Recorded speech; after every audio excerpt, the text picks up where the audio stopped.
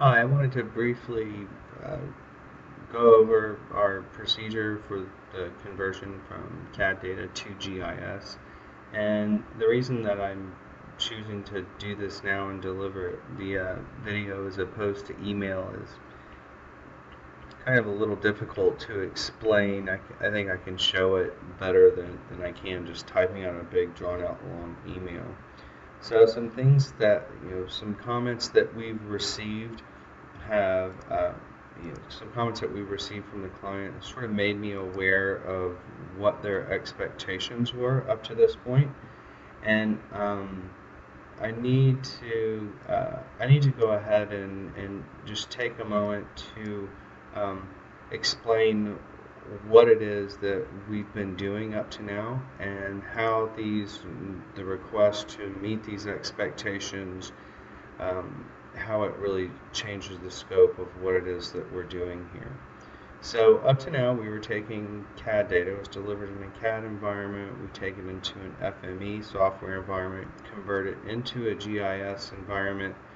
Um, so three different softwares here: CAD, FME to the GIS environment, and we've done things like fleshed out the metadata for these things. We've gone and built the database schema for these, and by database schema, I'm simply referring to the fields that we add on to the feature classes as dictated by the database dictionary. So again, the database schema that we're building into it, the actual conversion of the data, and the building of the metadata for the delivery. And where that gets us is data that have you know, data that have all of the appropriate fields, but none of the actual data that exists in this annotation right here. None of that just automatically populates these lines, and the reason that is because of the CAD and how it's been delivered in its current form, and the arrangement of the annotation don't really allow us to do an automatic conversion. It's just not really an option for us. So that means that what the GIS person has to do in order to flesh out these things and annotate these features, um, or to flesh out the fields, you have to take and convert each one of the PDF documents into convert them into an image file, then georeference the imagery, and then literally just sort of march down the line, um, and you know glean whatever information you can from that data in order to um, attribute the attribute the data accordingly.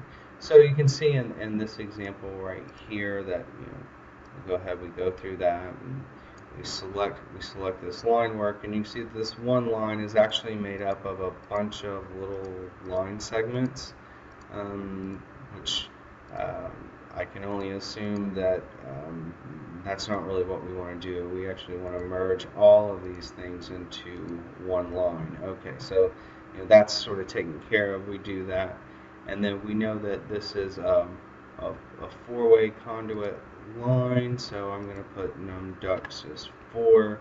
I'm going to go ahead and add a name here for this that I'm going to assume is 34.5dbr28d9. So I'll go ahead and add the 9 here.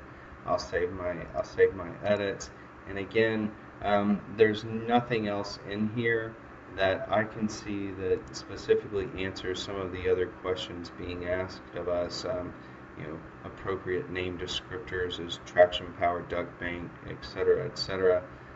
So it's kind of how we can. This is what I'm able to do up to this point, and then the next task then becomes going back and once you're done with the line, well, we need to go back and look at what sort of information is being requested for us in terms of uh, filling in information about the what we're now calling electric manhole vaults, there's a lot of stuff that can be filled out for this: diameter, length, width, material type, num pipes, etc., etc. So I just wanted to make sure that we had sort of an appreciation for the scope of